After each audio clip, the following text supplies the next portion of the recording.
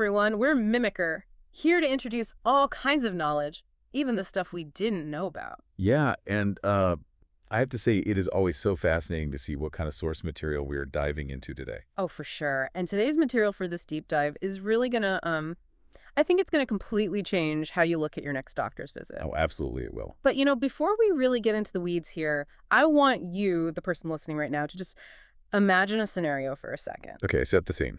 Right, so imagine you walk into a nice restaurant and you buy this amazing 5-star multi-course meal, but you only pay fast food prices for it. I mean, that sounds like an incredible deal. Exactly. It feels like a total steal. Yeah. Right, until, you peek through the kitchen doors and realize the cooking staff hasn't slept in like 3 days. Oh, wow.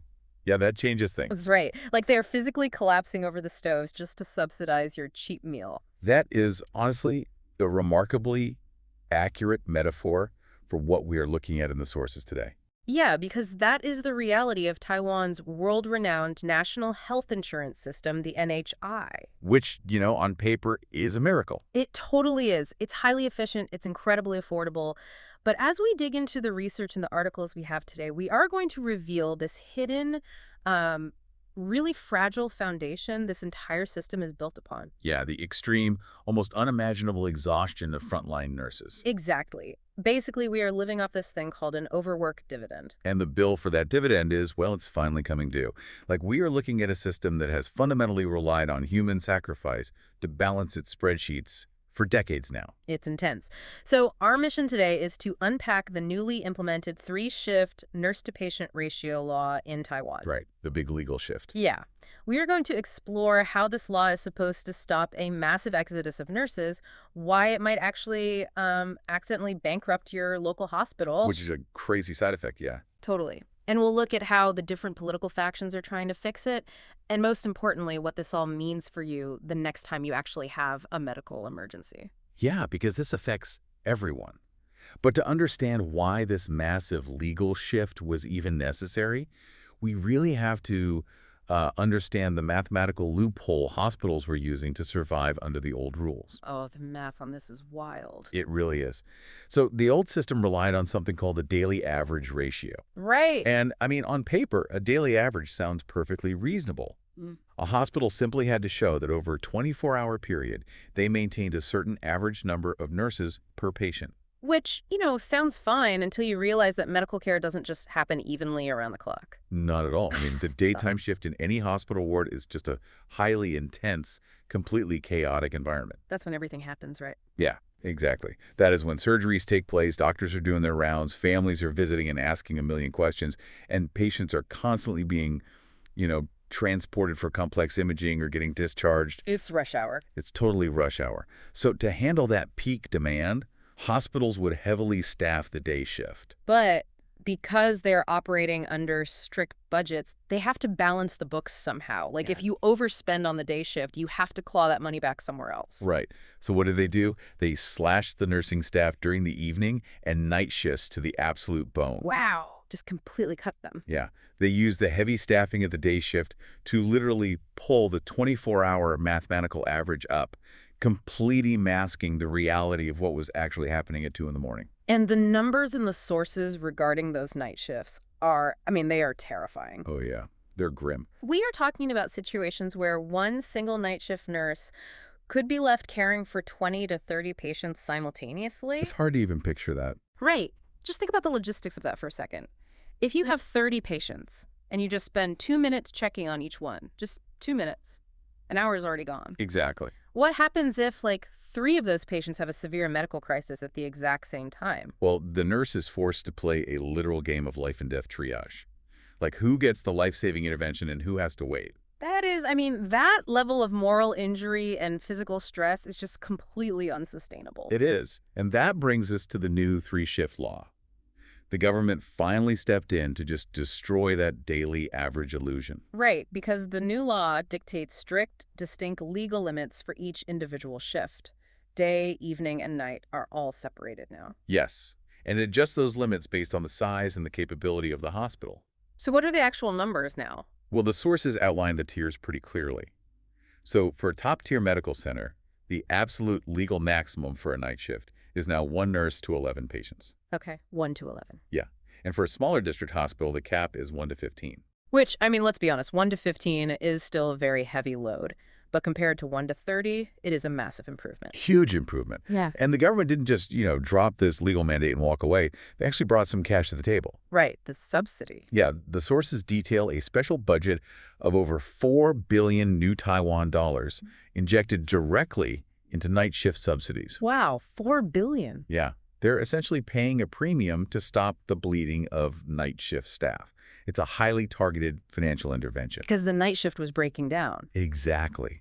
They recognized that the night shift was the most vulnerable point of failure, so they applied this 4 billion NTD Band-Aid to stabilize it immediately.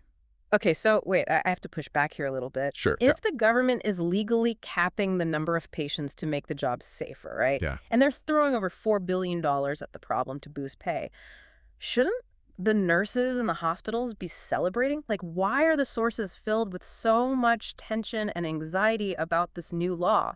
Well, it's because of the dual economic reality we are dealing with here. This law is a massive double-edged sword. How so? Let's look at the optimistic view first, which advocates call fixing the leaky bucket effect.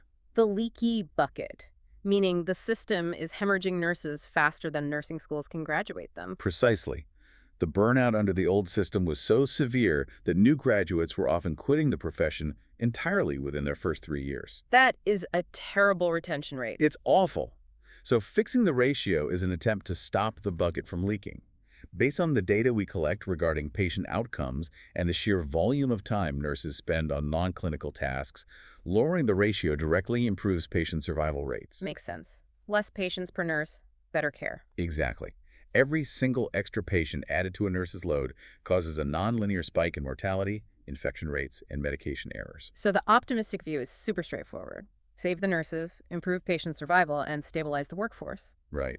But then there is the pessimistic view. Here we go. Yeah, which the sources refer to as the death spiral. And this is where we have to talk about Taiwan's unique global budget system. Oh, right. The global budget. This is crucial. It is. The global budget is basically the economic ceiling of Taiwan's healthcare. The total amount of money the government spends on healthcare for the entire year is strictly capped. Just a hard stop. Yep. It does not matter how many sick people there are or how many treatments are performed. The total pie is entirely fixed. Okay, let me bring in an analogy here to help visualize this because it gets incredibly weird when you think about it. Please do. Think of the NHI's global budget like a single large pizza. Okay. Okay, I'm with you. Now, every time a hospital does something like an x-ray, a surgery, or even just keeping a patient overnight, they earn a certain number of points. Right. And here's the catch. Because the size of the pizza never changes, if hospitals across the country perform more procedures and earn more points overall, the system is forced to slice that exact same pizza into thinner and thinner pieces. Right. So if I have an 8-slice pizza for 8 people, everyone gets a normal slice. Sounds fair. But if 16 people suddenly show up with their points, I have to cut those same slices in half. That is the point dilution mechanism. Exactly. So if a hospital provides 1 point worth of medical care, under this dilution, the government might only pay them 0.8 new Taiwan dollars for it. Which is wild. Yeah. They are literally doing the work, buying the supplies, paying the staff, but getting paid less than $1 on the dollar. Yep. Now combine that point dilution with the new 3-shift law. To legally comply with the new nurse-to-patient ratios, hospitals must hire more nurses. Which means more salaries to pay. Exactly. That makes their fixed personnel costs skyrocket immediately. But their income is capped and actively diluted by the global budget, so they are caught in a financial vice. So what happens to like a smaller rural hospital that is already operating on razor-thin margins? I mean, if they physically cannot afford to hire the 5 or 10 extra nurses required by the new law, how do they stay open? Well, a lot of them don't. Many of them are forced into what's called the bed closure crisis. Bed closures. Yeah. To legally meet the ratio with the limited staff they actually have, they simply lock the doors to certain wards. They literally shut down beds. Wow. But shutting down beds means you can't admit as many patients, which means you can't perform as many surgeries, which means your revenue drops even further. And that, right there, is the definition of the death spiral. Your core revenue plummets because you have fewer beds, but your massive fixed costs, building maintenance, electricity, the lease on your MRI machines, administrative salaries, Those stay exactly the same. The expenses don't shrink. Not at all. So the margin completely vanishes, the hospital goes bankrupt, and suddenly an entire community just loses access to local emergency care. Meaning you might have to drive an extra hour just to find a hospital that hasn't closed its doors yet. Exactly. Because this financial structure is entirely dictated by government policy, the three major political parties in Taiwan have stepped in with completely different blueprints to try and fix it. And looking at the sources, it's honestly a fascinating study in conflicting ideologies. It really is. We should go through them. Let's start with the ruling party, the DPP. From the deep dive into the sources, their approach leans heavily into administrative caution, or like incrementalism. Right. They are essentially trying to avoid shocking the system.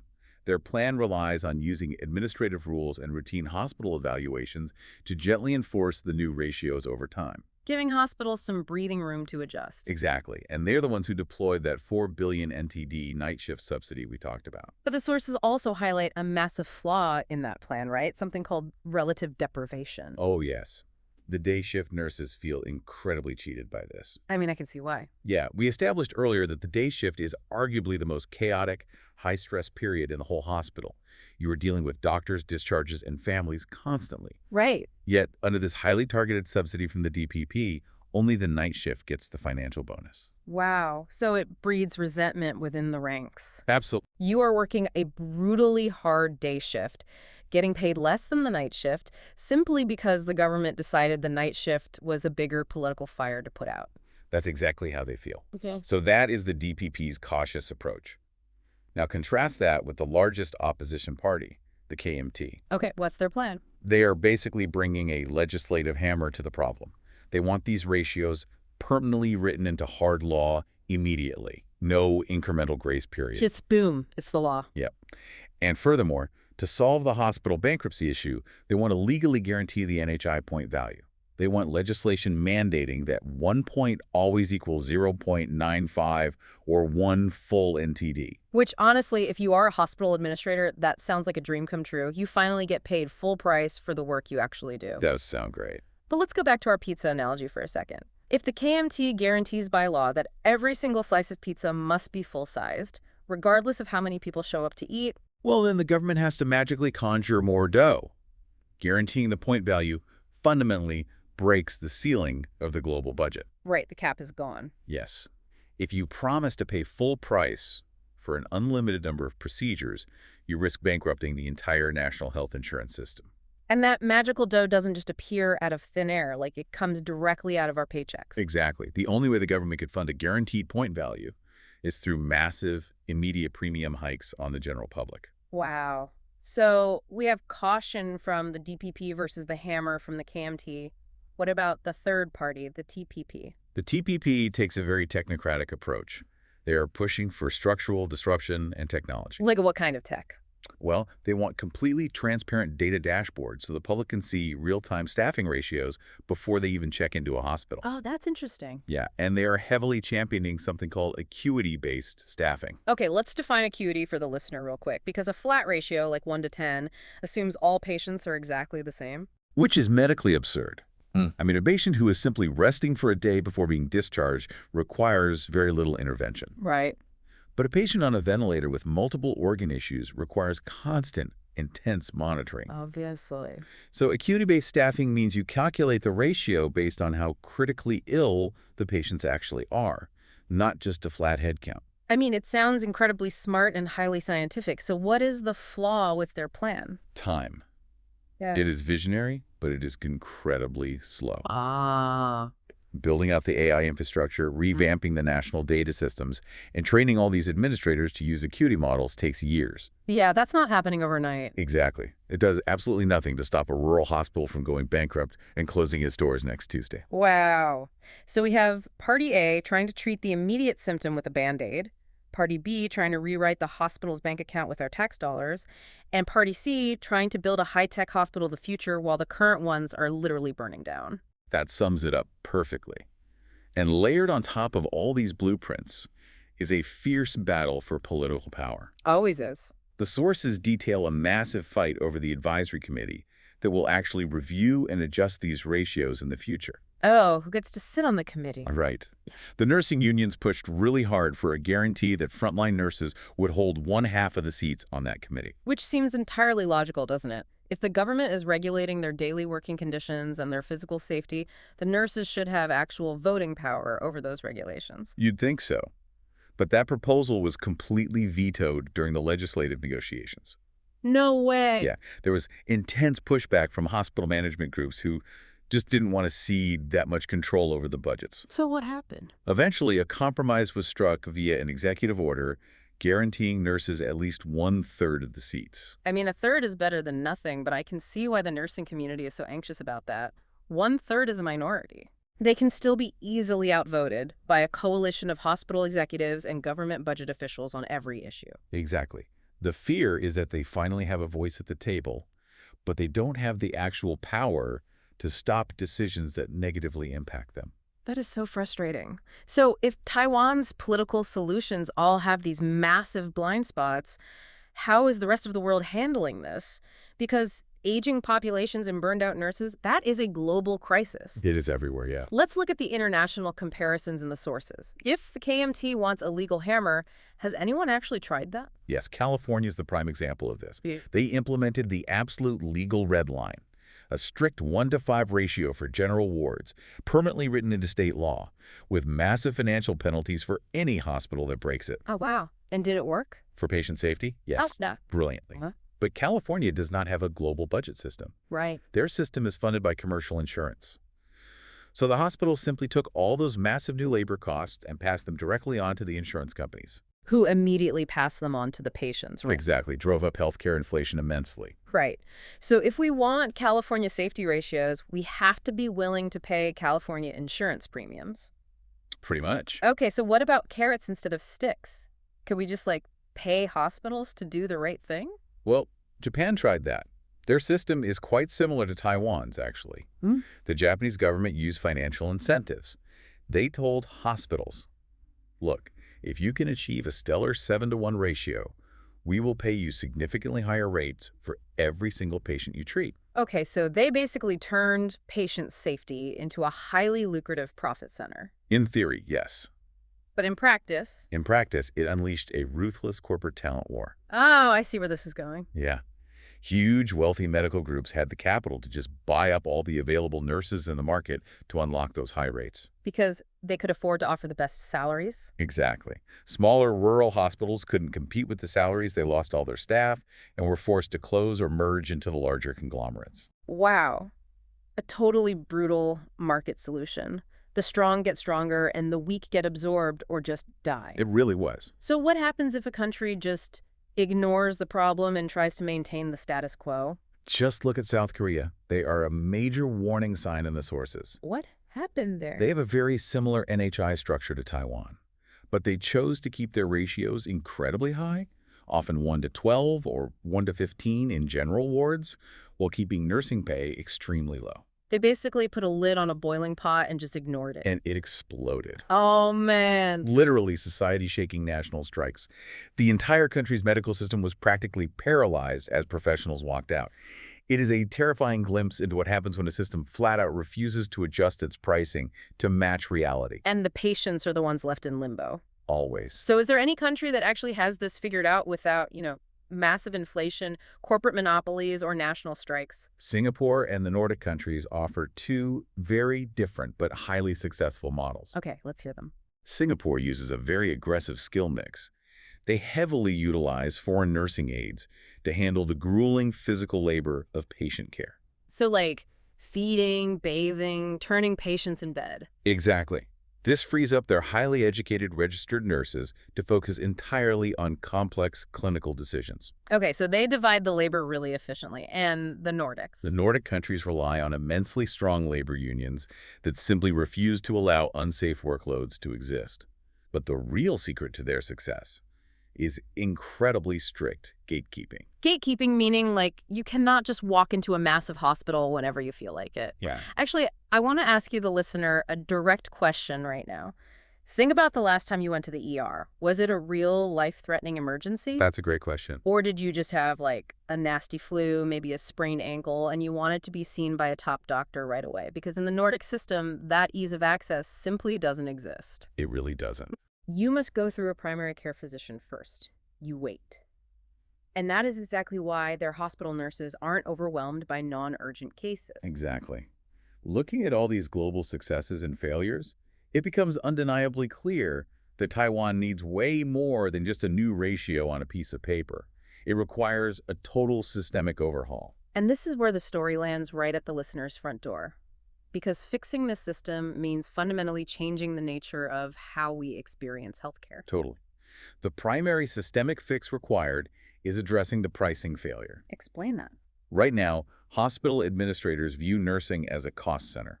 It is a department that only drains money.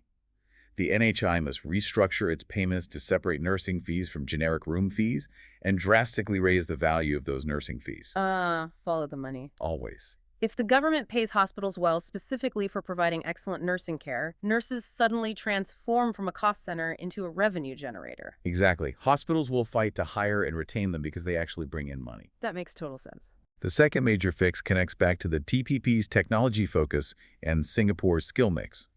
We need those nursing aides to handle the physical labor, and we desperately need to deploy AI. AI in the wards. Yes. The sources show that nurses currently spend 20 to 30% of their entire shift just writing records and filling out repetitive forms.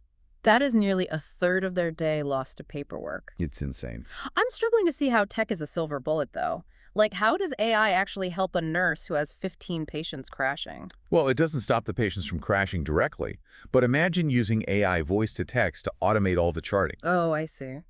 A nurse could simply speak their clinical observations into a device while actively treating the patient, and the AI instantly generates the formal medical charts. We instantly give them a third of their time back to actually monitor those 15 patients, preventing them from crashing in the first place. Okay, that makes complete sense.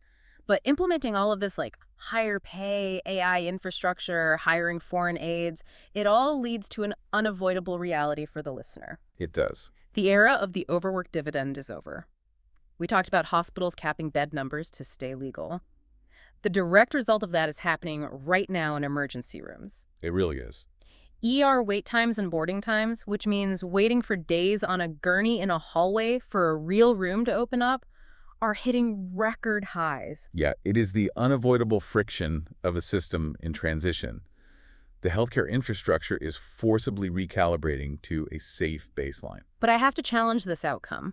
Because it sounds like we aren't really solving the pain, we are just shifting it. How do you mean? We are taking the pain of exhaustion off the nurse's shoulders, which is obviously good, but we are putting it directly onto the patients who now have to suffer in a hallway for 3 days waiting for a bed.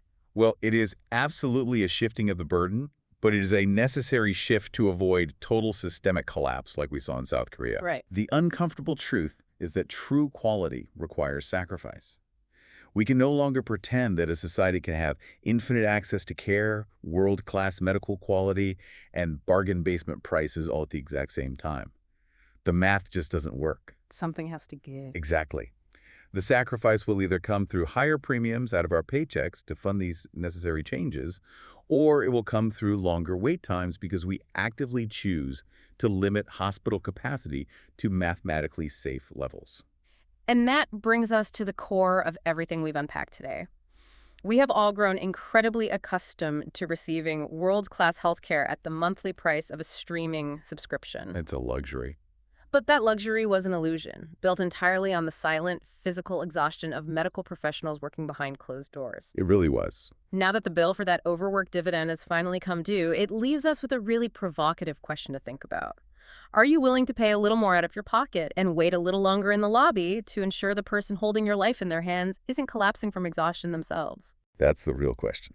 Thanks for tuning into this episode. If you enjoyed our content, don't forget to like, subscribe, share, and turn on the notification bell. See you guys.